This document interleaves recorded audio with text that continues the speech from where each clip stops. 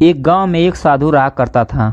वह जब भी नाचता था तभी बारिश होती थी, इसलिए गांव के लोगों को जब भी बारिश की जरूरत होती थी तब यह लोग उस साधु के पास जाते थे और उससे अनुरोध करते कि वह नाचे।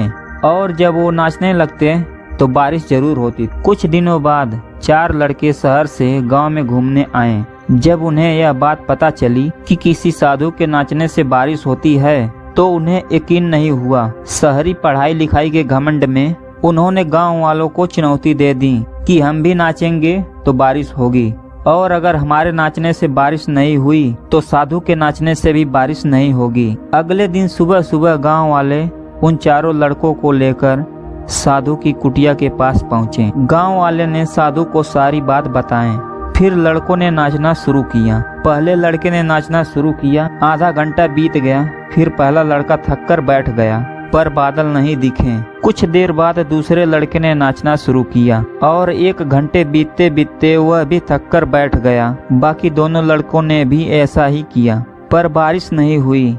अब साधु की बारी थी। उसने नाचना शुरू किया, 1 घंटा बीत गया, पर बारिश नहीं हुई। साधु फिर भी नहीं रुका, वह नाचता ही रहा। नाचते नाचते 2 घंटे बीत गए, पर बारिश नहीं हुई। 4 घंटे बीत गए, पर बारिश नहीं हुई।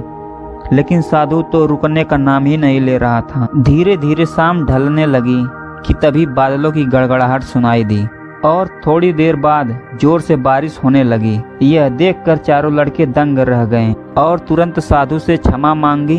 फिर 4 लड़कों ने साधु से पूछा, बाबा भला ऐसा क्यों कि हमारे नाचने से बारिश नहीं हुई और आपके नाचने से बारिश हो गई? साधु ने उत्तर दिया, जब मैं नाचता हूँ तो 2 बातों का ध्यान रखता हूँ। पहली बात तो मैं यह सोचता हूँ कि अगर मैं नाचूंगा तो बारिश को होना ही पड़ेगा, और दूसरी यह कि मैं तब तक नाचूंगा जब तक कि बारिश ना हो जाए। और इसी तरह सफलता पाने वाले में भी यह गुण विद्यमान होते हैं। ये जिस काम को करते हैं उसमें उन्हें सफल होने का पूरा भरोसा होता है, और वह तब तक उस काम को करते हैं जब तक कि उसमें सफल ना हो जाएं। इसीलिए अगर हमें सफलता हासिल करनी है तो इस साधु की तरह ही अपने लक्ष्य को प्राप्त करना होगा।